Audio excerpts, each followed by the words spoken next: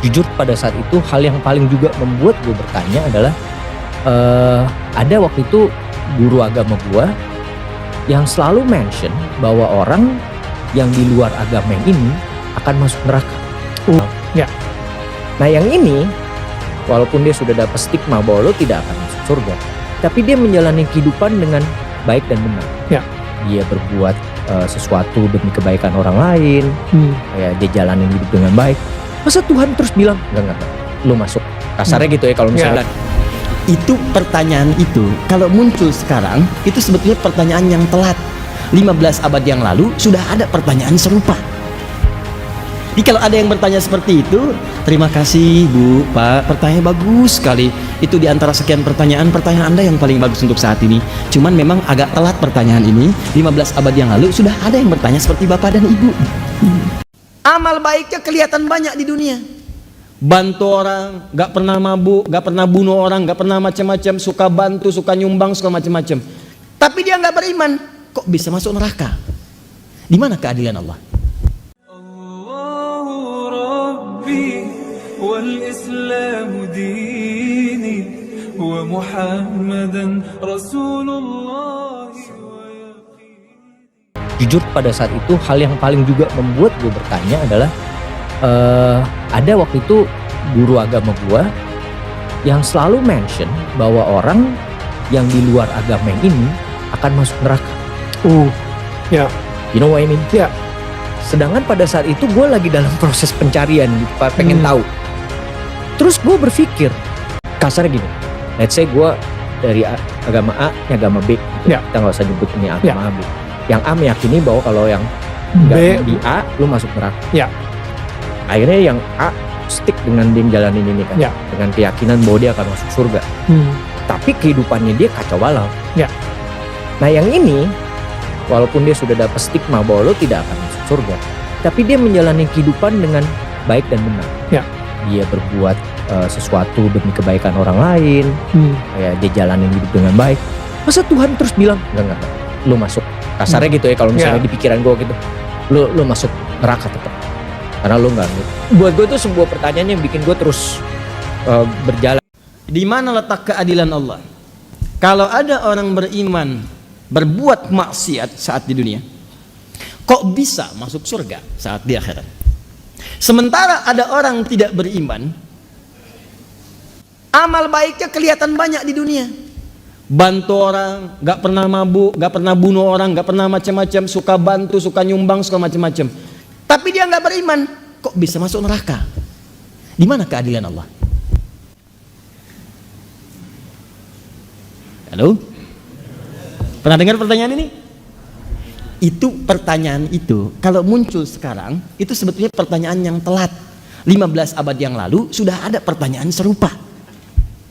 Jadi kalau ada yang bertanya seperti itu, terima kasih Bu, Pak, pertanyaan bagus sekali. Itu diantara sekian pertanyaan Anda yang paling bagus untuk saat ini. Cuman memang agak telat pertanyaan ini. 15 abad yang lalu sudah ada yang bertanya seperti Bapak dan Ibu. Nah, siapa yang bertanya itu? Sayyidah Aisyah Ummul Mukminin radhiyallahu taala anha bertanya kepada Nabi, ya Rasulullah, itu si fulan belum beriman, tapi amal baiknya kelihatan banyak banget, suka bantu, suka nyumbang, suka ini, suka itu. Nanti di akhirat masuk surga enggak? Anda tahu, begitu pertanyaan itu muncul, yang turun langsung surah dengan namanya Al-Furqan. Ayat yang ke-23. Tuh. Ya, kalau Anda nggak belajar nih isi-isi di Quran, kadang-kadang tuh logika semacam ini kalau iman kita lemah itu bisa langsung jatuh seketika. Dan ketika jatuh pada titik nol itu mudah diarahkan kemanapun. Banyak orang di brainwash kemudian, jadi pindah kemana aja. Bahkan nanti bisa keras, bisa kasar, bisa tembak orang, bunuh orang, kerjain ini, kerjain itu. Yang tadinya baik tiba-tiba bisa jadi bermusuhan, bisa jadi macam-macam. Itu hati-hati. Wa qadimna idza ma 'amilu min 'amalin faja'alnahu haba'an manthura. Quran surah ke-25 ayat 23. Nih lihat sini.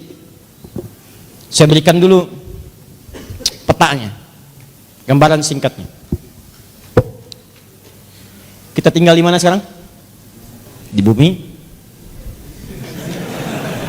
Oh? Kenapa? Oh, ya sudah.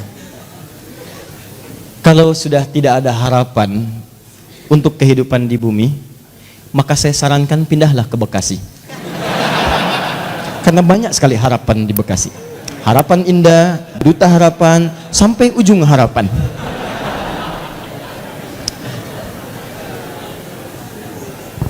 Sudah. Di bumi ini sifatnya sementara atau sementerus abadi? Karena itu sifatnya disebut dengan dunia namanya. Ad-dunya. Dunia itu bukan tempatnya, dunia itu sifatnya. Dunia. Di tempatnya ardun, tempat yang dipijak. Kita terjemahkan karena kita memijak bumi, maka terjemahkan dengan bumi. Sifatnya disebut dengan dunia dari kata dana yadnu dunuan wa dunyaan. Dana yadnu dunuan wa dunyaan. Artinya bisa berarti sesuatu yang dekat dan singkat. Sangat singkat. Dekat, singkat. Wadanal jannataini, dan nanti saat masuk surga Anda bisa mendapatkan semua kenikmatan dekat sekali. Pengen anggur sambil bertelekan, petik. Pengen pisang, ambil. Pengen apel, ambil. Nggak susah, enak nikmat. Wadanal jannataini dan. Baik. Dunia itu sifat dari kata dana, mengambil makna yang kedua, sesuatu yang singkat. Kenapa kehidupan di bumi disebut dengan dunia? Ingin menunjukkan bahwa semua yang kita jalani rasanya teramat singkat, masanya begitu dekat. Kayaknya baru kemarin kita ketemu ya, iya, sudah punya cucu 5. Kayaknya baru kemarin kita ketemu ya, iya sekarang sudah ketemu lagi sekarang. Kayaknya baru tadi pagi kita merencanakan taklim, hari ini sudah ada di sini. Kayaknya teman-teman sekalian, dan terasa begitu singkat. Singkat, kayaknya baru ini, kayaknya baru itu, dan semua sudah berlalu cukup sekian lama. Di kehidupan di bumi itu semuanya singkat, karena itu disebut dengan dunia sifatnya. Jelas di sini? Walaupun bahasa Al-Qur'annya disebut dengan ardun tempatnya. Ardun itu setiap tempat yang dipijak.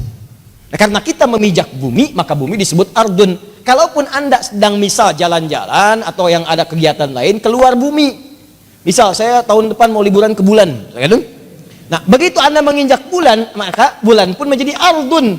Ardun, bulannya bahasa Arabnya komarun, komar itu bulan, badrun itu purnama. Cuma ketika Anda keluar dari bumi memijak bulan dan menetap misalnya dalam beberapa waktu di situ, maka ketika Anda pijak itu menjadi ardun bagi Anda. Kalau sudah jadi ardun, maka tetap berlaku hukum zikir kepada Allah Subhanahu wa taala. Inna fi khalqis samawati wal ard wa ikhtilafil laili wan la ayatil liulil. Siapa ulul albab itu? Alladzina yadhkuru qiyaman wa qu'udan wa 'ala. Di walaupun Anda ke bulan, ke tempat lain misalnya, Anda berpijak, maka tidak mengurangi nilai zikir Anda kepada Allah Subhanahu wa taala. Saya contohkan bulan karena sudah ada orang yang pernah menginjak bulan. Ya, menurut sejarah. Siapa dia? Neil Armstrong, so lagi? Aldrin, ya ada 3 orang. Yang ketiga, selamat namanya. Selamat ya. Armstrong dan Aldrin menginjak bulan dengan selamat. Ya. Nah, ini singkat. Ditulis. Masya Allah. Catatnya. Gak ada dalam sejarah itu. Baik. Pertama, Armstrong. Kedua, Aldrin. Ketiga, selamat. Dan jadi jangan main-main kalau sedang di bumi, sudah jangan main-main, itu singkat. Ingat, kita itu begitu singkat, dan kita celakanya kita tidak tahu kapan kita pulang. Ini masalahnya. Dan mungkin saja bisa terjadi kapan yang tidak kita kehendaki. Malam ini bisa, besok bisa, kita tidak tahu kapan pulang. Kalau Anda sudah merasa yakin akan pulang, akan meninggal dan begitu singkat, maka orang cerdas pasti akan menyiapkan bekal untuk pulangnya. Kita jangan main-main lagi. Ya, ibadi, kata Allah dalam hadis qudsi, ibadi khalaqtuka lil ibadati fala tal'ab. Hambaku, aku ciptakan kau itu untuk banyak ibadah, jangan banyak mainnya. Wa ma khalaqtul jinna wal insa illa liya'budun. Wa qasamtu laka rizqaka fala tat'ab. Dan kamu mesti yakin aku telah tentukan kadar rezekimu, jangan terlalu lelah. Kerja ini hanya untuk mengumpulkan. Aku udah bagi, kamu berikhtiar, kamu dapat. Kamu mendekat kepada saya untuk ibadah, saya berikan keberkahan dan luaskan rezekimu. Kamu tinggalkan saya untuk mencari dunia, maka saya akan buat kamu sibuk dalam urusan dunia. Kamu merangkak mencari dunia, sibuk. Malam mikirin dunia, sore mikirin dunia, siang mikirin dunia. Dan kata Allah, saya pastikan kamu pun tidak akan meraih lebih daripada apa yang telah aku tetapkan untukmu. Di bawah secapek Anda pun dapatnya cuma segitu juga. Jangan terlalu banyak mainin. Nah, jadi ketika Anda tinggalkan ini, bumi, pindah kemudian di satu tempat persimpangan, alam pemisah, disebut dengan barzakh. Barzakh itu pemisah. Bainahuma barzakhul la yabghiyan. Nah, kemudian tempatnya disebut dengan kubur. Afala ya'lamu idza bu'thira ma fil kubur. Nanti dari sini pindah kemudian ke akhirat. Di akhirat ini secara cepat baru kita bicara surga dan neraka. Surga dan neraka. Tengah-tengahnya ada Araf. Jadi kalau kita ingin bicara surga dengan neraka, fokus baik-baik, maka tempat yang dibicarakan bumi atau akhirat? Saya ulang. Di bumi ada surga tidak? Tidak. Ada neraka tidak? Tidak. Nah, di mana ada surga? Di akhirat. Kan pertanyaan tadi, kenapa dia tidak masuk surga, yang lain masuk surga? Berarti Anda sedang bicara hukum akhirat, bukan sedang bicara hukum dunia. Jelas? Nah, dalam kaidah mengatakan di setiap tempat yang berbeda pasti memiliki hukum yang tidak sama. Jangankan masalah akhirat, di bumi saja kalau tempatnya beda hukumnya tidak sama. Toilet Lebak Bulus akan beda dengan toilet Kampung Rambutan. Di sini bayar 1.000, sana 2.000. Parkiran sini 3.000, parkiran sana 4.000. Anda ke GGP dengan Grand Mall, jangan harap kemudian bayarnya sama. Saya dari GGP bayarnya segini, kenapa di sini beda? Kalau mau sama, Bapak parkir di Grand Mall sana. Bayarnya ke sini. Silahkan. Oh, itu baru hukum dunia. Maka apalagi ketika Anda akan bawa ke hukum akhirat. Kalau Anda ingin pindah ke tempat yang lebih hebat lagi, tempat yang lebih bagus lagi, maka jangan samakan dengan hukum yang pernah Anda dapati saat berada di bumi. Makanya jangankan hukumnya, benda-benda bumi pun gak akan dibawa ke akhirat. Makanya ketika seseorang kemudian wafat itu artinya meninggalkan bumi, meninggalkan dunia, maka disebutlah kemudian telah meninggal dunia. Kenapa kalimatnya meninggal dunia? Orang sudah paham kok, wafat juga cukup wafat. Kenapa kalimat meninggal dunia dimunculkan? Maksudnya semua hukum-hukum dunia, bekal-bekal dunia akan ditinggalkan ketika dia meninggalkan tempat ini.